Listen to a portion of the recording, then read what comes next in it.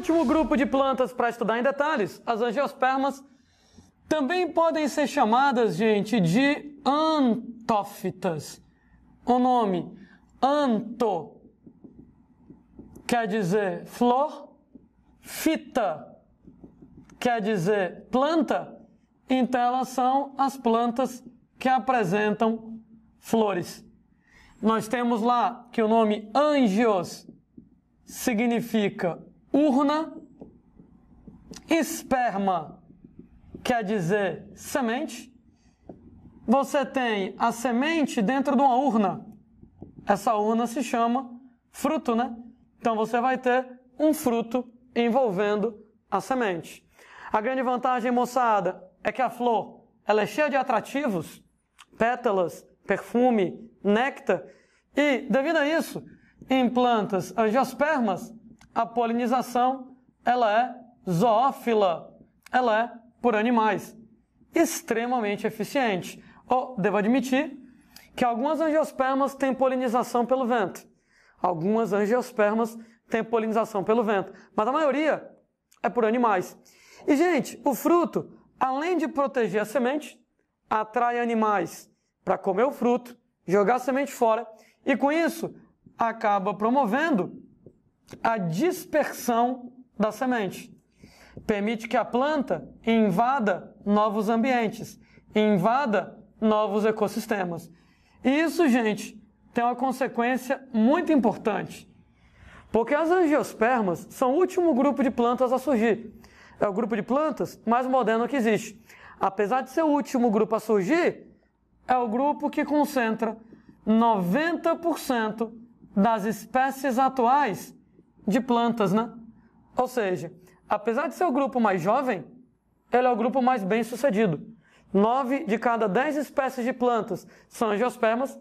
E se alguém questionar por que a maioria das plantas são angiospermas, tu vai colocar a culpa nas flores, na polinização zoófila super eficiente, no fruto, na dispersão da semente, com a ajuda lá de animais, em algumas espécies da água, do vento, mas na dispersão mais deficiente. As outras características, tirando flores e frutos, são basicamente as mesmas que a gente tem nas gimnospermas.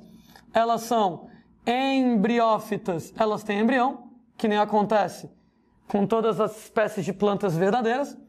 Elas são vasculares, têm vasos condutores de seiva, e por isso elas podem crescer um bocado. Tem espécies pequenininhas, mas tem espécies muito grandes. Elas são cormófitas, elas têm órgãos de verdade, elas têm raiz, caule, folhas, bem diferenciado. Elas têm estruturas impermeabilizantes, cutícula, suber, bem desenvolvidas. E como as estruturas impermeabilizantes são bem desenvolvidas, elas têm um baixo risco de desidratar. Como elas têm um baixo risco de desidratar, elas podem viver no sol, na sombra, tanto faz. Elas, moçadas, são fanerógamas. Elas têm estruturas reprodutoras bem evidentes. Elas têm pólen, né? Nesse caso, moçada, o pólen permite o transporte do gameta masculino sem precisar de água, normalmente através de animais, em algumas espécies pelo vento. Fato é que se não precisa mais de água para reprodução, elas não estão mais restritas a ambientes úmidos, né? Elas podem viver em ambientes úmidos ou em ambientes secos, tanto faz como tanto fez. Elas, moçada, se tem pólen, tem tubo polínico, elas são sifonógamas aqui na parada, e elas, moçada, são espermatófitas. Esperma, sêmen, semente aqui na jogada. Essas características que eu acabei de mencionar, é igualzinho na gimnosperma. Embrião, vasos condutores, podendo ser pequeno ou grande, cormófitas, raiz, caule e folha, estruturas impermeabilizantes desenvolvidas, não tendo um risco alto de desidratação, podendo viver em ambientes sombrios ou ensolarados, fanerógamas com pólen, não precisando de água para reprodução, podendo viver em ambientes úmidos ou secos, sifonógamas com tubo polínico, espermatófitas com semente. As novidades, 2, exatamente a existência de flores, exatamente a existência de frutos. Pronto, as novidades que nós temos em relação às gímenos, flores e frutos aqui na parada. Uma outra característica que a gente tem em comum entre angiospermas e gimnospermas é que a gente vai ter o esporófito diploide como fase predominante, como fase duradoura no ciclo de vida. E automaticamente o gametófito haploide será a fase passageira. Nenhuma novidade, né, gente? Desde as pteridófitas é que nós temos essa tendência, né? Somente nas briófitas, o gametófito, que é a fase duradoura, em pteridófitas, em gímenos e anjos, o esporófito diploide é a fase duradoura, o gametófito haploide é a fase passageira e quanto mais moderna é a planta, menor é o gametófito. Então eu saio do gametófito predominando nas briófitas, na pteridófito o gametófito já é a fase passageira, e em gímenos e angiospermas, o gametófito é tão pequeno, mas tão pequeno, que ele se forma dentro do esporo, né? Você vai ter lá desenvolvimento endoespórico do gametófito. Endo, dentro, esporo, esporo, o desenvolvimento do gametófito dentro do esporo. O desenvolvimento do gametófito, endo, dentro do esporo, o ápice da redução do gametófito. Então, em plantas mais modernas, o gametófito assume o menor tamanho, ele é tão pequenininho que ele não é uma planta independente, ele se forma dentro do esporo. Mas aí, gimnospermas já tinha essa tendência. Volto a dizer que as novidades são flores e frutos, só plantinhas angiospermas apresentam lá flores e frutos. Gente, nós temos um único filo de plantas angiospermas. Né? Você tem lá vários filos de briófitas, vários filos de pteridófitas, vários filos de gimnospermas. Angiospermas é só um filo. Esse filo se chama antófita. Como eu estava dizendo, anto, flores, fita, planta, plantas com flores. Também chamado por um nome mais esquisitão, também chamado pelo nome de magnoliófita. Mas claro, esse nome aqui já não é tão interessante para a gente. Fato é que antófitas, magnoliófitas, angiospermas se dividem em duas classes. E aí, moçada, essas duas classes que a gente vai ter, uma classe, gente, chamada de monocotiledôneas, uma classe chamada de dicotiledôneas aqui na parada. Sendo pessoas que até para o pessoal do eu só quero Enem e o resto do mundo se exploda, é bom ter uma noção desses nomes. A prova do Enem já utilizou essa nomenclatura, devo admitir que na questão dava para resolver sem utilizar essa nomenclatura, mas, gente, é um clássico lá da botânica, né? Plantas mono e dicotiledôneas. Sendo que, quem são as monocotiledôneas? Quem são as dicotiledôneas? Gente, monocotiledôneas, elas são representadas, número 1, pelas gramíneas. Opa, cuidado, muito cuidado. Grama é angiosperma. Grama tem flor, grama tem fruto. Entretanto, a grama ela é polinizada pelo vento. A imensa maioria das angiospermas é polinizada por animais. Só que a grama é polinizada pelo vento. Como a grama é polinizada pelo vento, a flor não precisa de atrativos. Então a flor não tem pétalas coloridas, não tem perfume, não tem néctar, ela é super discreta. Tão discreta que às vezes você não se toca que grama tem flor. Grama tem fruto. Certa vez eu comentando que o fruto da grama se chama grão. E aí, moçada, nesse caso, alguns tipos de grãos comestíveis, né? Grão de trigo, milho, arroz, são gramíneas, né? Quem é de interior, né? Já viu, por exemplo, lá a grama capim? Capim parece pra caramba com milho, com arroz, com trigo, com cana-de-açúcar, com bambu. Uma pessoa leiga que não entende, muitas vezes vê lá a planta, não sabe se é capim, se é cana-de-açúcar, se é milho e etc e tal. Todas elas gramíneas. Flores muito discretas, porque, volto a dizer, elas são polinizadas pelo vento. E, moçada, lá, frutos também muito discretos, chamados de grãos, alguns deles comestíveis. Outra família que me interessa em relação às monocotiledôneas, família das palmáceas, das palmeiras. Palmeiras, gente, né? Palmeiras, coqueiros, carnaúba, babaçu, também vai ser monocotiledônea. Orquídeas, elas também são monocotiledôneas. Mas, moçada, a imensa maioria das plantas angiospermas é dicotiledônea. A imensa maioria. Daí, aquela história, né? Se alguém perguntar na prova, a planta fulana é mono ou é dicotiledônea? E você não tem a menor ideia, sempre chute dicotiledônea. Sua maior chance de acertar. Tem muito mais dicotiledôneas do que monocotiledôneas na natureza. Aliás, se eu fosse vocês, eu decoraria para monocotiledônea 2 exemplos. Gramíneas e palmáceas são monocotiledôneas. Né? Claro que tem outros exemplos, esses são os mais importantes. Agora, a maioria é dicotiledônea e um exemplo de dicotiledônea, as leguminosas. Eu lembro para vocês que legume em biologia é diferente de legume no seu prato de comida, né? Batata, cenoura e beterraba, que muita gente chama de legume, para a biologia não é legume. Para a biologia só é legume a planta cujo fruto é uma vagem. Falei disso certa vez. Quem é de interior já viu lá o feijão in natura? O feijão vem numa paradinha compridinha. Dentro dessa paradinha compridinha, dentro vários e vários feijões aí na parada. Tecnicamente, a parada compridinha, ela é o fruto, chamada vagem, e cada feijão é uma semente. O que quer dizer que, ao pé da letra, nomes como grão de feijão, está errado. Porque grão é o fruto das gramíneas. Grão de arroz, grão de milho, grão de trigo é tudo gramínea. Grão de feijão não faz o menor sentido. Né? Grão é o fruto da grama e feijão, na verdade, o que você come não é um fruto, é a semente.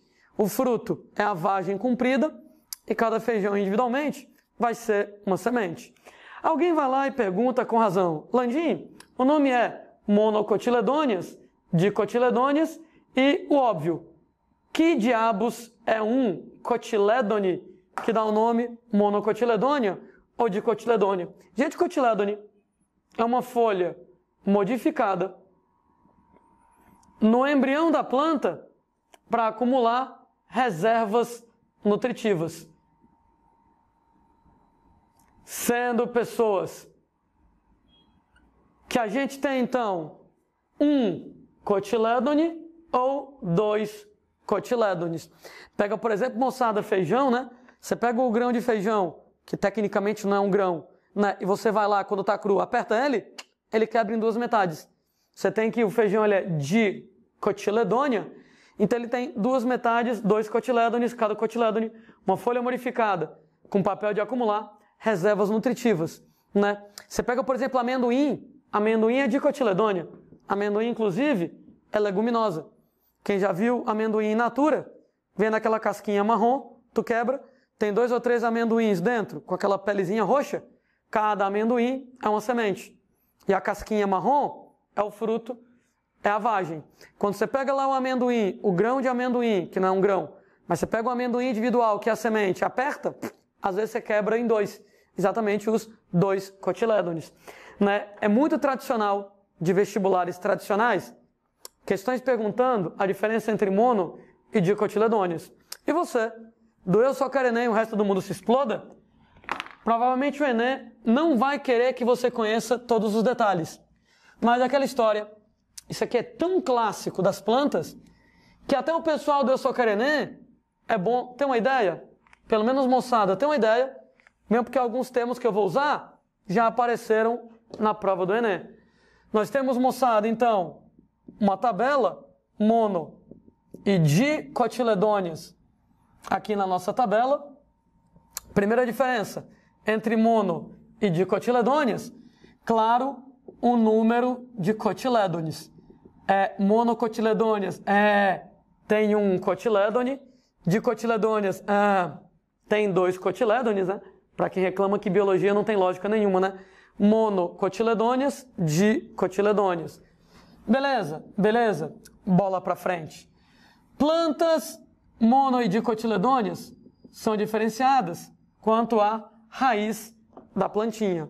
Em plantas que são dicotiledôneas, a raiz ela é uma raiz chamada de axial ou pivotante. Gente, uma raiz axial, uma raiz pivotante, é um sistema de raízes onde você tem uma raiz principal e raízes secundárias. Lá vou eu, tá lá o chão, tá lá o caule. Continuando com o caule, eu tenho uma raiz principal ou raiz primária, chame como você achar mais bonito, e nós vamos ter várias raízes partindo da raiz principal, da raiz primária, chamadas de raízes secundárias. Em monocotiledôneas, entretanto, a raiz se chama fasciculada ou raiz encabeleira.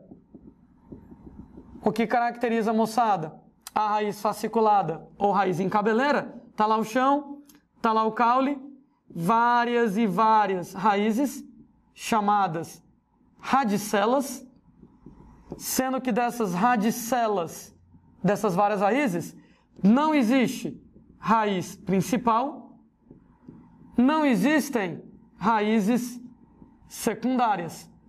Ou seja, é diferente, por exemplo, da planta dicotiledônea, onde você tem, continuando com o caule, a raiz principal. Por isso que o nome é axial, né? Continua com o eixo do caule, o eixo da raiz principal, axial. Pivotante, né? Pivô é a principal peça de sustentação de um sistema. Então, a raiz principal sustenta o caule, raízes secundárias. Mas na raiz fasciculada ou encabeleira, várias radicelas, sendo pessoas que não existe raiz principal, não existem raízes secundárias. Comentário interessante. Quem é melhor, Landim? Raiz fasciculada ou raiz axial? Depende. Onde é que a planta vive? Plantas, moçada, que vivem em solos profundos, é legal que tenham raízes axiais, né? Onde você tem a água lá no fundão do solo, uma raiz principal vai lá no fundão, atrás de água. Entretanto, moçada, solos mais superficiais, a gente consegue se virar com a raiz fasciculada. Que a raiz fasciculada, ela não cresce muito profundo, mas, moçada, as radicelas crescem para o lado. O que tem um efeito interessante, né? Normalmente, solos superficiais, eles são solos, gente, que são muito tendentes à erosão, né? Bate o vento, a água erode o solo. E a trama de radicelas da raiz fasciculada, você tem radicelas de um lado, radicelas do outro, começa a entrelaçar, e esse entrelaçamento segura o solo no lugar. O resultado, moçada, que isso aqui ajuda a evitar a erosão do solo. O resultado, era uma vez um morro, onde toda vez que chove, desliza a terra nesse morro. Um dos truques para evitar erosão do solo, para evitar deslizamentos de terra, é plantar grama. Grama é monocotiledônea, como grama é monocotiledônea, tem raiz fasciculada, os vários pés de grama, as raízes fasciculadas entrelaçadas, evitam erosão do solo, evitam lá deslizamentos de terra. A gente, pessoas, tem terceira diferença entre plantas mono e plantas dicotiledôneas em relação à estrutura do caule dessas jovens. Continuo brincando, né, moçada? Nós temos monocotiledônea em cima, dicotiledônea embaixo. E em plantas monocotiledôneas, o caule, ele apresenta nós super evidentes. Landim, o que é um nó? Falaremos sobre esse nome com mais calma no futuro, mas o nó é o local do caule de onde sai uma folha, de onde sai um galho, nó, local do caule, de onde sai uma folha, um galho, uma flor, alguma coisa do gênero. Nas plantas que são monocotiledôneas, os nós são bem evidentes. Em português, o caule, ele é listradinho. O caule, ele é listradinho desse jeito. Sendo que são dois tipos de caules. Você tem um caule chamado colmo. O caule do tipo colmo, ele acontece, gente, lá em gramíneas. E ele é caracterizado, o caule do tipo colmo, porque eu tenho folhas em cada nó. Tá aqui um nó, uma folha. Tá aqui um nó, uma folha. Tá aqui um nó, uma folha. Tá aqui um nó, uma folha. Enquanto, moçada, o caule do tipo stipe é o caule das palmeiras. Ora, todo mundo, quando era pivete, já fez o clássico desenho. O mar, a ilha, o coqueiro, quem nunca, né? E todo mundo se toca que o coqueiro só tem folhas lá em cima. O que acontece é que esses nós aqui de baixo são nós velhos que não produzem mais folhas. Então, quando eles eram jovens, eles produziam folhas. Só que agora eles estão velhos, não fabricam mais folhas. Os nós mais novos, os lá de cima, esses nós então lá de cima, os únicos que produzem folhas. Estipe das palmeiras. Claro que a gente tenta chegar e organizar um pouquinho melhor a ideia. No caso do tipo colmo, nós temos folhas em cada um dos nós. Em cada nó, a gente tem uma folha nascendo. Pode não nascer, mas pode nascer. Mas no caso do tipo stipe, lá das palmeiras, nós temos folhas somente na cúpula do caule. Aqui não, né?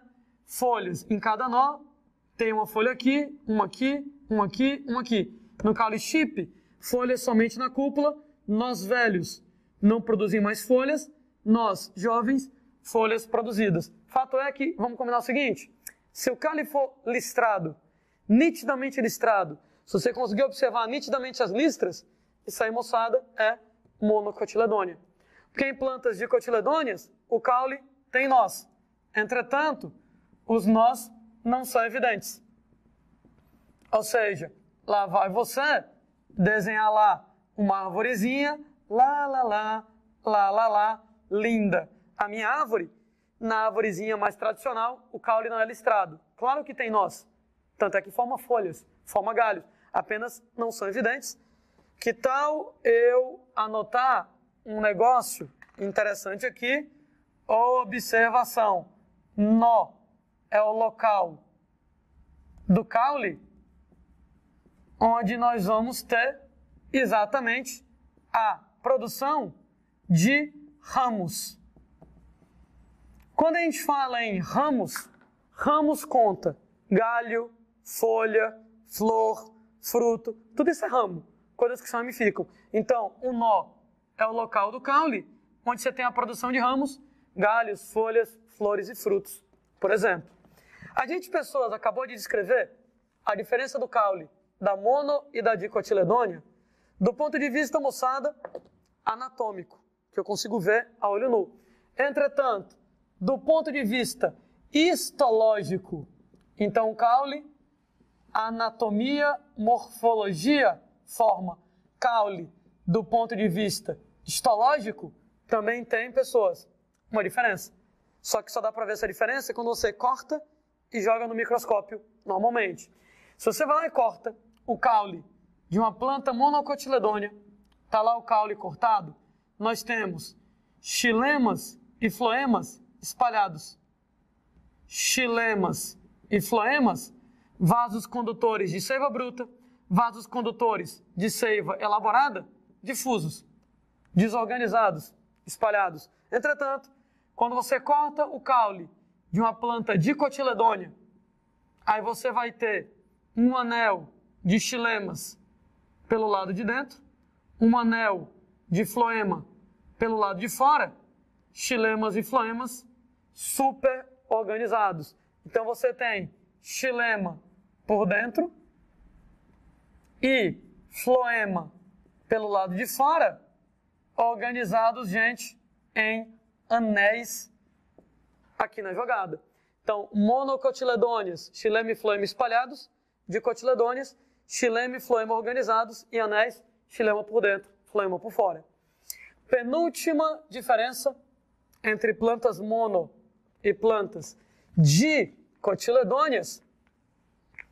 Gente, a folha Você pega, moçada, lá, em relação à folha. Vou começar com a folha da planta dicotiledônica que fica melhor, certo? Tá aqui o caule cortado, estou desenhando o caule cortado, de novo, só que em escala menor. Tá aqui uma folha saindo desse caule. Ó, moçada, a folha, ela tem um cabinho. O cabinho da folha se chama de pecíolo. Pecíolo é o nome do cabinho. E saindo do cabinho, nós vamos ter uma série de ramificações chamadas de nervuras. Dentro das nervuras, a gente vai ter lá os xilemas e os fulemas da folha, sendo pessoas que as nervuras, elas são ramificadas nas plantas dicotiledôneas. Ramificadas, também chamadas de reticuladas. É outra maneira de você ver as coisas. Daí, a folha das plantas dicotiledôneas, ela vai ser chamada de peciolada, peciolada, porque ela tem pecíolo, e ela é reticulinérvia. Reticulinérvia, porque ela tem nervuras ramificadas, também podem ser chamadas de nervuras reticuladas, é a mesma coisa. Alguns autores utilizam o nome peninérvias, o que faz sentido, né? Porque as nervuras lembram uma pena. Isso aqui lembra, talvez, a organização da pena de uma ave. Então, reticulinérvias ou peninérvias, outra possibilidade de nome. Entretanto, quando eu vou lá e pego o caule da planta monocotiledônea, tá aqui, né? Pega, por exemplo, o caule do tipo colmo das gramíneas. Você tem um nó e do nó sai a folha. Notem pelo meu desenho que você não tem um cabo, não tem um pecíolo. Simplesmente não tem. Entretanto, apesar de você não ter um cabo, não ter um pecíolo, essa região de onde sai a folha, ela é uma região que abraça o caule, conhecida com o nome de bainha.